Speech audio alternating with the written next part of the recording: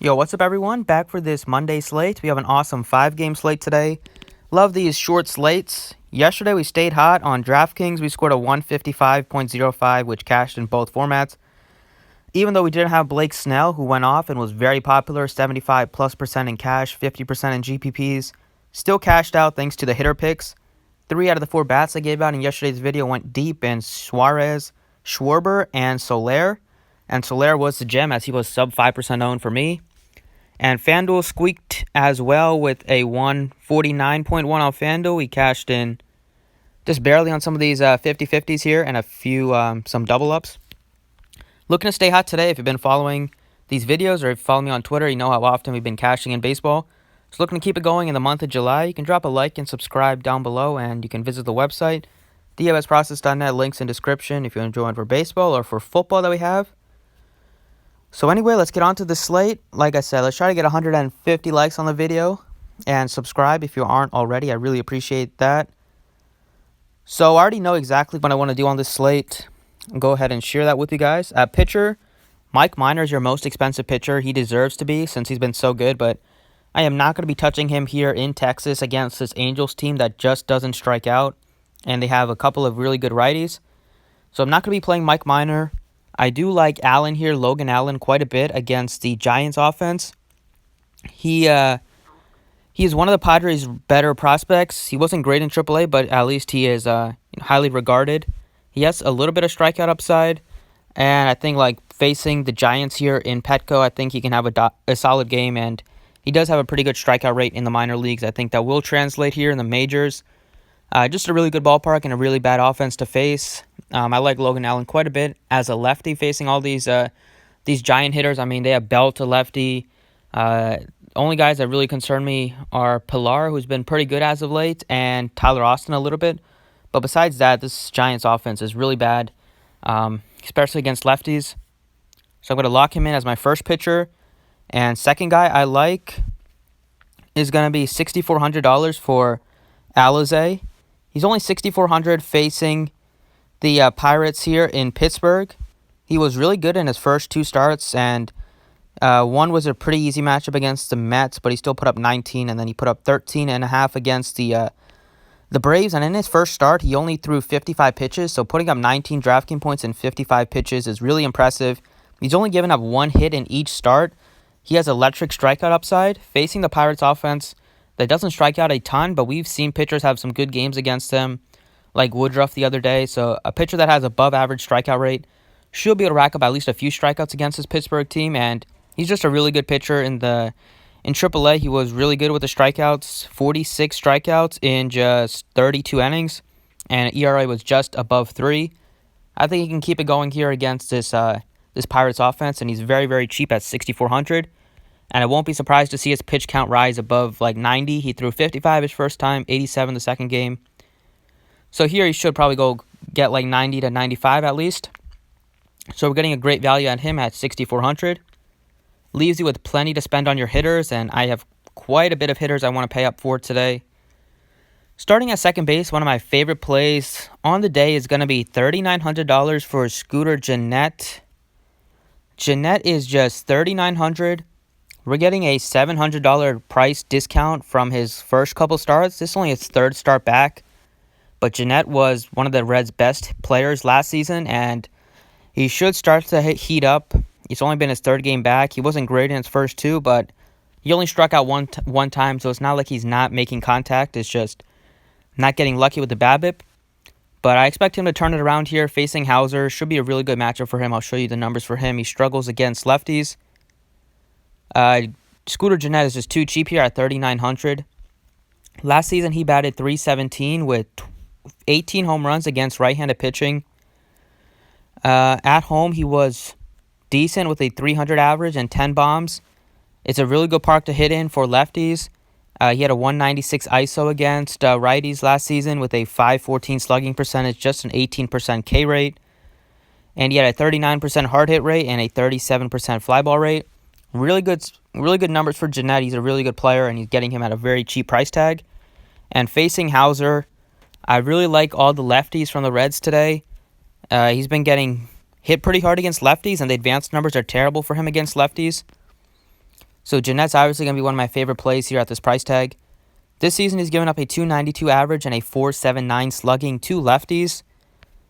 He has xFIP is 4.32. He has been getting some strikeouts there against lefties, but he's given up a 46.9% hard hit rate, and the fly ball rate is, over 25. It's about 25% higher than it is to righties this year.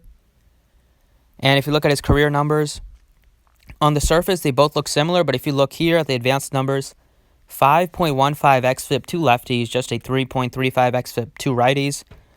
So he's getting pretty lucky with the lefties for his career. I think that will change today with all these lefties that the Reds have. And Jeanette here at 3,900 seems like a great point per dollar play on the slate. Next up at third base, I'm going to play one of the hottest hitters in baseball, if not the hottest, Manny Machado. It's just been unbelievably hot. I've never seen a player have this many double-digit DraftKings points in like a 3-week sample. Since the beginning of June, he's been on fire. Facing Jeff Samardzija, who has been pretty bad over the past couple months after he got off to a pretty good start. And Machado does have some really good numbers against Samardzija. If you are a BVP guy, I think Machado is going to stay hot here. He's just seeing the ball so well this month. And he's been really good against lefties, but he's been hitting the ball better against righties. He has about a 260 average this season. The month of June, he's been unconscious, a 320 average in June with 10 home runs. He has a 184 ISO, about a 443 slugging to righties this year. And some of these numbers should go up as he went yard again yesterday, and I'm sure they haven't updated them yet. About a 42% hard hit rate. He has a fly ball rate is 10% higher than it is to lefties at 45%. I think he's going to have a good game here against Jeff Samardzija. Samardzija, if you look at the numbers for him, they've gone downhill after he got off to a nice start. He has a 421 slugging given up to the righties, 258 average. He's been worse on the road, even though it's not much of a difference here in ballpark-wise. And against righties, he has been a little better. He's been a little worse to lefties, but I still think some of these righties, the way Machado's been swinging the bat, he's going to stay hot here. He's just been so good. In the outfield, going to go with Mike Trout here. He's at $5,600. Playing in Texas, I love the spot here for Trout. Facing Mike Minor. Minor's been good this season, really good, but we know if there is one spot you can attack him, it is against right-handed power. Trout is just so good out on the road. Gets a tremendous ballpark upgrade. It's going to be hot in Texas, as it always is. And Trout has been off to it was a great month of June for him. I think he can continue to hit the ball really well. He's been a little better against righties, but he's still been pretty good against lefties. A 275 average this season with 5 home runs, 275 ISO, 549 slugging percentage. He has about a 37% fly ball rate, 35% hard hit rate. And on the road, he's been much better with a 321 average on the road and 8 home runs. Feel like it's a good spot for Trout going into Texas here. And last but not least, going to continue picking on Kyle Schwarber just because he's incredibly cheap. $3,900 for Schwarber. Once again, DraftKings has to get it in their head that he has to be like a mid $4,000 player, so he's not going to be 60% owning cash every day. Facing Trevor Williams here. Williams is a decent real-life pitcher, but he's not like a tremendous strikeout guy or anything like that. And every time I've been playing Kyle Schwarber, he goes deep for me, so I think he can continue that today against Trevor Williams, if I can spell his name right.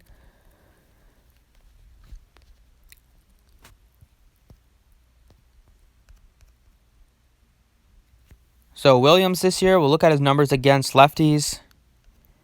I believe he's been a little worse to lefties. Just want to make sure of that.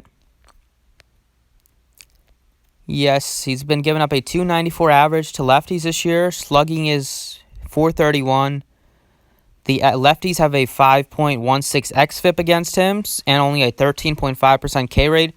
So I'm really liking what I see here for the numbers against lefties for Trevor Williams. We'll look at last season too. Last season he was pretty good against lefties and righties, and career-wise, lefties do have the much higher batting average against him. And the xFIP is almost at 5 and just a 14.7% career K rate. Love the spot here for Kyle Schwarber. Continues to be underpriced. So even after all these great hitters, we still have about $4,000 left to fill it out. So I'm going to go ahead and give you guys some other picks that I like. Didn't talk about any Brewers, but obviously I think they're a tremendous stack today. All the lefties against Tyler Mahle. So here we have Grandal, we have Thames, we have Moustakas, and Yelich make for a tremendous, like a four-man stack. On the Reds, I love the lefties. I love Jeanette. I love Dietrich, Votto. You have Winker in the outfield. Feel like the Reds are in a really good spot. All the lefties, particularly if you want to play some righties, I don't mind playing like Puig, as he's been really hot as of late. But really, it's the lefties from both sides in this game that I like. This park also favors lefties a lot in Cincinnati. Here, we don't know who's pitching for Baltimore yet, so that will, change how I feel about the Rays. So, can't really recommend any hitters unless we know who's pitching in that game. But against the Orioles, not going to have any interest in them playing in Tampa Bay. It's just a tremendous ballpark downgrade, and none of their hitters are anybody that I feel great about. The Cubs, like some of the cheap guys quite a bit, like Rizzo is still cheap at 46. And Schwarber, those are my top two plays. And I like Hayward as he's been crushing the ball over the past week. On the Pirates, not going to have a lot of interest in them. I am going to be playing Alizé. So here we have the Angels, just like the righties from the Angels today. Like Pujols at 46, Fletcher's at 36. They're pretty cheap too. Simmons is just 35.